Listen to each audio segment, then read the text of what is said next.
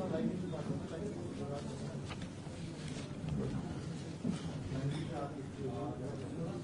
करें। तो आज ईद का त्यौहार है, तो इस ईद के त्यौहार पर मैं आपके माध्यम से सभी को बहुत बहुत बधाई और शुभकामना देता हूं।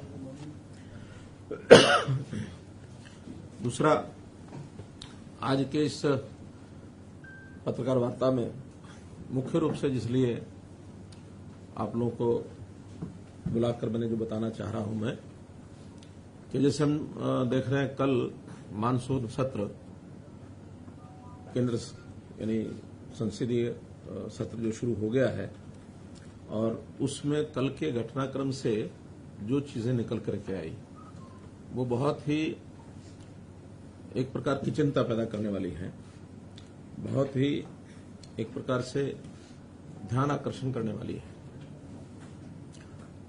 इस बार के मानसून सत्र में आखिर संकेत पहले मिलते हैं कि किन किन बातों को लेकर के चीजें आगे बढ़ेंगी। तो ऐसा माना जा रहा है कि इस बार किसानों के लिए, युवाओं के लिए, महिलाओं के लिए, पिछड़े वर्ग के लिए कुछ योजनाओं पर चर्चा जरूर लोकसभा के सेशन में होनी थी, होनी भी है अभी, और उसमें कई प्रकार की बातें उनके अधिकार क्षेत्र को बढ़ाने के लिए आने वाली हैं, ऐसा जो पहले से इंगित है। लेकिन विरोधी पक्ष कांग्रेस का एक हमेशा एक टारगेट रहा है कि कभी भी देश में कोई अच्छी बात होने की संभावना हो तो उससे पहले कुछ ताकतों के साथ मिल करके उन चीजों को कैसे डिरेल करना है, प्रारंभ में ही उसके ऊपर कोई ना कोई प्रश्न चिन्ह खड़ा कर दिया जाए। तो जिस प्रकार कल उन्होंने ये सब किया है कि एक कंपनी है पेगासस, जिसकी मदर कंपनी एनएसओ है, उनके माध्यम से जो जासूसी और फोन टेपिंग की बात चलाई गई है, वास्तव में तो कांग्रेस का एक चरित्र रहा है कि जैसे वो खुद हैं ऐसा ही वो सबके ऊपर लांछन लगाने की बातें करते हैं, क्योंकि उनका इतिहास भरा पड़ा है। जब अपने यूपीए के कार्यकाल में ये सब वो करते रहे, न केवल विपक्षी दल के लोगों के साथ, बल्कि उनका तो अपना घर भी इन चीजों से भरा हुआ है कि अपने ही लोगों की फोन टेपिंग, अपने ही लोगों की जासूसी, ये सब वो कराते रहे हैं। उनको लगता है कि शायद सभी ऐसा करते होंगे, जबकि हमारी सरकार का किसी प्रकार का दूर दूर तक इसके साथ कोई लेना देना नहीं है। और उनके यहां का इतिहास तो ये है कि आपको ध्यान में होगा, एक बार उस समय के वित्त मंत्री प्रणब मुखर्जी ने, जो उस समय के गृह मंत्री थे पी चिदम्बरम, उनके खिलाफ कितना एक सीरियस, एक खतरनाक पत्र लिखा था कि गृह मंत्री वित्त मंत्री के फोन टेपिंग करा रहे हैं। कैसे चंद्रशेखर की सरकार को दो जासूसों की कहानी बनाकर कैसे गिरा दिया गया। कांग्रेस ने अपना समर्थन वापस ले लिया था। 9,000 लोगों की ऐसी एक लिस्ट है जो यूपीए के समय जिन लोगों की फोन टेपिंग होती रही, 9,000। तो ये इतिहास भरा पड़ा उनका, क्योंकि उनको किसी पर भरोसा ही नहीं रहता है। लोकतांत्रिक तरीकों से चीजों को चलाने का उनका विश्वास नहीं है। लोकतंत्र की हत्या कैसे की जाती है, ये इमरजेंसी में हमने देखा है। ये भी उसी कांग्रेस के कारनामों की एक उदाहरण है। तो इसलिए जासूसी में उन्होंने अपने जो साथी उनके थे, चाहे वो सीताराम येचुरी वामपंथी नेता हैं, जयललिता हैं, चंद्रबाबू नायडू हैं, ममता बनर्जी हैं, उनके फोन टेपिंग ये उन्होंने कराई। इनकी शिकायतें रही हमेशा। जब न्यूक्लियर डील था उस समय अमर सिंह की फोन टेप कॉल्स ये इन्होंने कराई है। अमर सिंह ने खुलकर शिकायतें की कि मेरे फोन कॉल्स को टेप किया जा रहा है। तो ये इनकी संस्कृति रही है, इस संस्कृति से बाहर नहीं निकले हैं। और जब भी कोई इनका टाइमिंग बड़ा सेट होता है। इस टाइमिंग में जब इनको लगता है कि आज हमें और कुछ नहीं मिल रहा, क्योंकि इस समय नरेंद्र मोदी जी का जिस प्रकार का पिछले 7 साल से 8 साल से कार्यकाल जो अब पूरा हो रहा है, इसमें इनको कुछ नहीं मिला है। जनता हित की, राष्ट्रवादी विचारधारा की एक सरकार चल रही है, और इसमें खास करके वो भी जब षड्यंत्र रचते तो विदेशी सहायता लेकर रचते हैं। यानी अब ये अगर हम पेगासस देखें तो एक दिन पहले 18 तारीख को एक स्टोरी ये लीक कराई जाती है द वायर के माध्यम से, और ये द वायर भी ये वामपंथी पत्र है, वामपंथियों का एक इस प्रकार का एक बना हुआ है नक्शस। और उससे पहले कुछ दिन पहले यूरोप के अंदर एमनेस्टी नाम की जो संस्था है वो अपने वेबसाइट के ऊपर इन कहानियों को चलाती है। एमनेस्टी ने वहां से छापा, यहां वायर ने पकड़ लिया और वायर ने उठा करके ये विषय उड़ा दिया कि यहां तो पता नहीं कितने लोगों की सारी फोन टेपिंग हो रही है और उनके मंसूबे जो किए जा रहे हैं। हमको क्या जरूरत है इनके फोन टेपिंग करने की, क्योंकि तो बिना फोन टेपिंग ही जनता में जो बोल देते हैं वही इतना हास्यास्पद होता है कि उसी का जो इनको खामियाजा भुगतना पड़ता है। तो हमको इनके अंदर की बातें ज्यादा निकालने की जरूरत होती नहीं है, ये बहुत कुछ वैसे ही बोल जाते हैं। और इस सारी स्टोरी की सत्यता तो, ऑथेंटिसिटी तो हम इस बात से दान कर सकते हैं, ये एमनेस्टी संस्था ये इंटरनेशनल है, तो इंटरनेशनल संस्था की अपने जो उनके जिसको कहना चाहिए उनकी अपनी विश्वसनीयता, उसके ऊपर प्रश्न चिन्ह है। एमनेस्टी जब ये भारत में आकर के काम करने लगी तो इनसे पूछा गया कि आप ये सब काम करते हैं, आपने सोर्स ऑफ फंडिंग ये बताओ। तो इन्होंने सोर्स ऑफ फंडिंग बताने के बजाय ये कह करके कि भारत में काम करना बड़ा मुश्किल है, यहां से बिस्तर बोरी लग जाओ, और ये एमनेस्टी बिस्तर बोरियां बांध के चली गई। तो जो संस्था अपने सोर्स ऑफ फंडिंग नहीं बता सकती, उसकी कहानी के ऊपर विश्वास कैसे किया जा सकता है? इसका मतलब कहीं ना कहीं इनके सबके तार ऐसी संस्थाओं से जुड़े हैं जो भारत देश की इमेज को खराब करना चाहते हैं। कांग्रेस के ऊपर मेरा सीधा आरोप है, कोई ऐसी बात हमारे खिलाफ कहें, नरेंद्र मोदी जी के खिलाफ कहें या केंद्र सरकार के खिलाफ कहें, जिसका कम से कम देश की जो हमारी संप्रभुता है, देश का जो हमारा मान सम्मान है, उसका तो ध्यान रखें।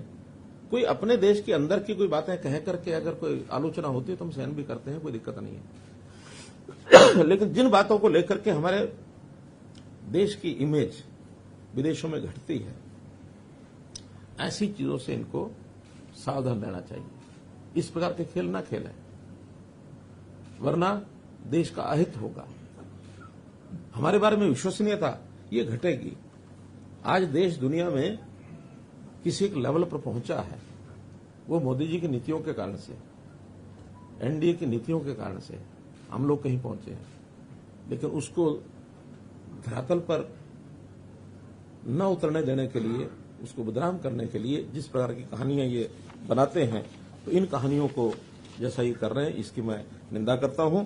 और कुल मिलाकर के देश की जनता इन बातों को ध्यान रखेगी कि ऐसे किसी विदेशी संस्था के साथ कांग्रेस जो षड्यंत्र करके जिस प्रकार का ये फोन टेपिंग कंट्रोवर्सी को इन्होंने उछाला है, ये सिस्टमेटिक तरीके से भारत की प्रतिष्ठा को चोट पहुंचाने का ये काम है। इसकी निंदा हम सब करते हैं। इतनी ही बात आज की इस प्रेस कॉन्फ्रेंस में मुझे आपके सामने रखनी थी। जो आप ये जिनका बता रहे हैं, ये आपके पास आधिकारिक सूचना भारत सरकार से आई है, जैसे क्योंकि इंटरनेशनल और नेशनल इशू चल रहा है, तो आपके पास, हमारे पास आपका जो सूचना है, जो जिस अधिकार से आप कह रहे हैं ये सब षड्यंत्र रच रहे हैं, ये पॉलिटिकल स्टेटमेंट भी हो सकता है, चीफ मिनिस्टर का आधिकारिक बयान भी हो सकता है, तो इसका आधार क्या है? ये आधिकारिक बयान है। जब से कल ये सारा लोकसभा विषय उठा है, मैं इसके ऊपर 10 घंटे लगातार मैंने लगाए हैं। मेरी जानकारियां ऑथेंटिक जानकारियां हैं, ये सरकार की एजेंसियों के माध्यम से भी जानकारियां हैं, ये वेबसाइट के माध्यम से भी जानकारियां हैं, ये मीडिया के माध्यम से भी जानकारियां हैं। सभी सोर्सेज से जानकारियों के आधार पर मैं कह रहा हूं, क्योंकि जब एमनेस्टी इंटरनेशनल भारत में आया, उनसे भारत सरकार ने पूछा कि आपके सोर्स ऑफ फंडिंग क्या है, उन्होंने बताया नहीं, बल्कि अपना बिस्तर बोरी लाद करके चले गए। ये तो फैक्ट है। इस फैक्ट के अंदर मुझे कोई अनुमान नहीं लगाना है। कांग्रेस का जो इतिहास है पिछला, वो सारा फैक्ट है। चंद्रशेखर सरकार गिरी कि नहीं गिरी? 2 जासूसों के जासूसी के कारण से गिरी ना। हरियाणा पुलिस के जासूसों के ऊपर ये ब्लेम लगाया गया, क्योंकि कांग्रेस को समर्थन वापस लेना था। आखिर प्राइम मिनिस्टर के घर के बाहर 2 सीआईडी वाले मिल जाएंगे तो इसे सरकार गिरती है क्या? सीआईडी वालों के अपने काम है, करते हैं। अब मेरे बगल में सीआईडी चीफ बैठे हैं, तो इसका क्या मैं क्या कहूं कि भी ये सब सीआईडी करने आए हैं यहाँ? इनको आपके आप साथ में लेकर कोई मकसद तो है? मकसद तो यह है कि इनकी जानकारियां बहुत ज्यादा हैं। इनकी जानकारियां, सीआईडी का काम होता है जानकारियां रखना, और जानकारियां मैंने इनसे भी ली है। ये भी पहले आईबी में थे। यही मैं जानना चाह रहा था जी। नहीं, उसमें मुझे आपत्ति नहीं है बताने में। जो फैक्ट्स हैं वो फैक्ट्स हैं, और ये सारी जानकारियां हम सामान्य व्यक्तियों की बजाय जो प्रोफेशनल इंस्टीट्यूशंस हैं वो ज्यादा जानकारी रखते हैं, हमसे ज्यादा रखते हैं। इनका काम है ये। आपने कहा कि 10 घंटे अध्ययन किया, तो उसमें नाम आया, तो कुछ आपकी पार्टी के नेताओं के भी नाम है, तो देखिए इस तरह के आरोपों का क्या रहा है? विपक्ष की जासूसी कराया। देखिए ये जो एजेंसियां होती हैं जो इस प्रकार के खुफिया तंत्र के सॉफ्टवेयर बनाती हैं, उन्होंने एक सॉफ्टवेयर बनाया हुआ है। वो सॉफ्टवेयर दुनिया को बेचते हैं। किसको बेचते हैं, किसको नहीं बेचते हैं, उनका अपना इंटरनल मामला। कौन खरीदता है, कौन नहीं खरीदता, ये खरीदने वाले का मामला है। क्या उनका हेतु होता है, ये उनका मामला है।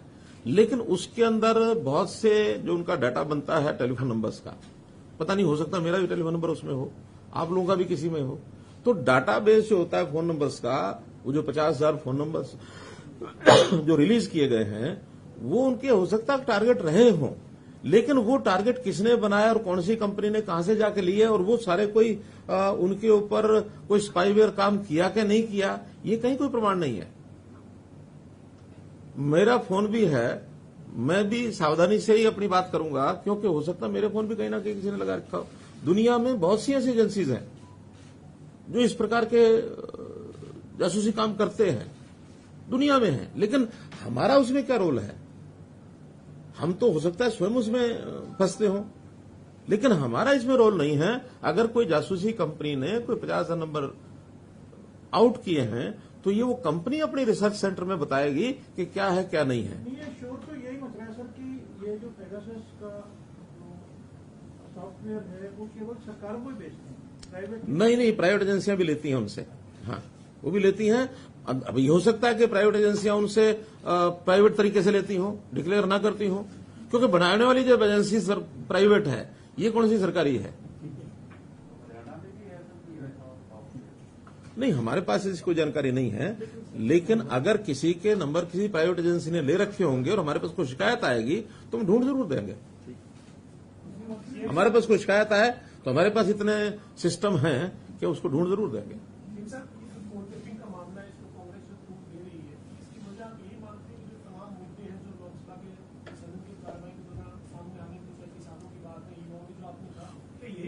उनको कैसे ओवरशैडो किया जाए, उनके ऊपर कैसे एक ऐसा मुद्दा डाल दिया जाए जिसके अंदर चर्चा चलती रहे और बाकी सारे विषय गौण हो जाए। मुख्यमंत्री जी, दुनिया के 17 मीडिया ऑर्गेनाइजेशन ने मिलकर ये पेगासस प्रोजेक्ट पर काम किया है। क्या आपका मानना है कि ये सारे वामपंथी विचारधारा से जुड़े हुए हैं? उसमें वायर एक है। हाँ, वायर एक है। तो वायर वामपंथी है, आप सिद्ध कर लीजिए। वाशिंगटन पोस्ट, द गार्जियन, सब ऐसी ऐसी संस्थाओं से जुड़े हुए हैं जिन संस्थाओं का किसी देश के साथ कोई लगाव नहीं है।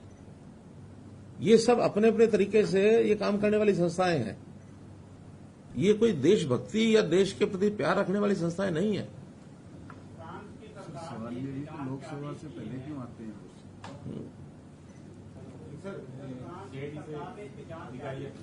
हाँ, क्या करें? हाँ,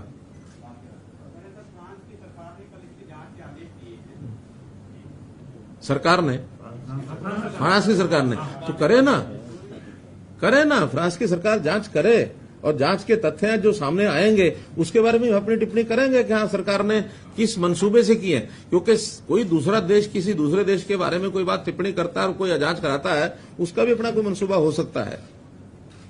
हमारे अपने देश की एजेंसी पर तो हम भरोसा करेंगे, लेकिन बाहर की एजेंसी के ऊपर हम एकदम को भरोसा करने की बात नहीं है। जब चीजें तथ्य सामने आएंगे तब देखेंगे। और देखिए, इन सारी बातों का एक जो मुख्य बात है, मान लो ये विषय था भी सही, कोई ऐसा असल में तो कोई है नहीं, लेकिन इसकी कोई विषय को उठाना ही था तो ये 20 दिन पहले, महीना पहले, 2 महीने पहले, 15 दिन पहले क्यों नहीं हुआ? विषय तो ये सालों से चल रहा है। ये कंपनी 2018 से ये काम कर रही है। विधानसभा का, लोकसभा का सत्र शुरू हुआ उससे एक दिन पहले इस विषय को उठाने का हेतु क्या है? ताकि हमें शोर मचाने के लिए कोई मुद्दा मिल जाए। क्योंकि सब तो जरूरी नहीं कि 10 घंटे का समय लगाएंगे, जैसा आज मैं अथॉरिटेटिव बोल रहा हूं, ऐसे सब लोग 10-10 घंटे का समय लगाएंगे और फिर जाके बोलेंगे। लोकसभा में हर प्रकार के लोग बैठे हैं। अब उनको अपनी बात को ऐसे बताने के लिए कि हाँ भी हम ये बहुत बड़ा कुछ कर लिया हमने और उसके कारण से शोर मचाना और विधानसभा का, लोकसभा को न चलने देना। क्योंकि पहले भी कई किस्से ऐसे आए हैं, जब किसी मुद्दे को पकड़ते हैं लोकसभा को कितने दिन अवरोध डालना। ये जो अवरोधक है, ये वास्तव में देश की प्रगति में अवरोध पैदा करते हैं। ये सरकार चलाने में अवरोध पैदा नहीं कर रहे हैं, देश की प्रोग्रेस में अवरोध पैदा कर रहे हैं। नहीं तो करेगी तो उनको जवाब मिलेगा। लोकतंत्र तरीके में प्रदर्शन करें, प्रदर्शन करना अधिकार है सबका, लेकिन प्रदर्शन करने में जो कहेंगे उसका जवाब तो हम देंगे ही। लोगों को लोक जागरण तो तभी होता है जो लोगों में ये सारी बातें जाएंगी।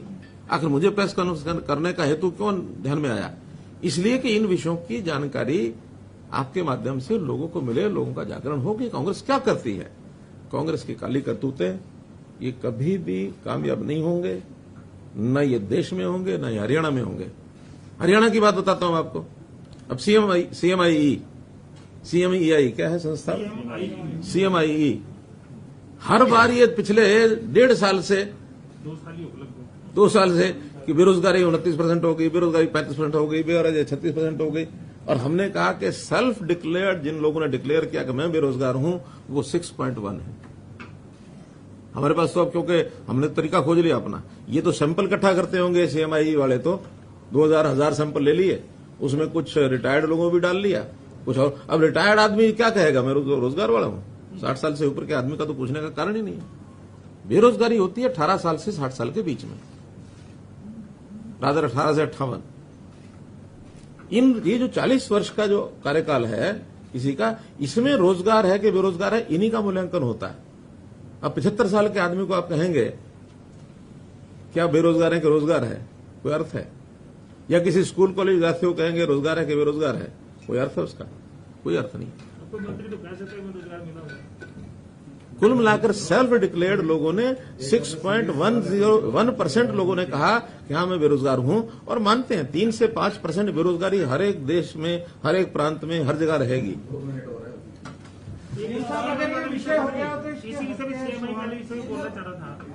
मैं बहुत जल्दी फिर मिलने वाला हूं साहब, फिर करेंगे।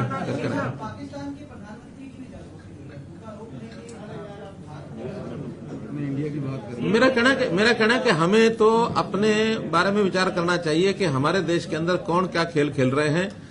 आखिर चाहे पॉलिटिकल पार्टियां हों, चाहे इंडिविजुअल्स हों, चाहे कंपनीज हों, चाहे समूह हों, कोई भी हो, देश हित को जरूर सर्वोपरि रखना चाहिए, देश हित के खिलाफ नहीं जाना चाहिए। और आज का ये जो विषय मैं बता रहा हूं, ये देश की प्रतिष्ठा को एक चोट पहुंचाने वाला विषय है। इस ओर जरूर आप यानी जनता को बताएं, अपने साधनों से बताएं। इतनी बात मुझे कहनी है। बहुत बहुत धन्यवाद।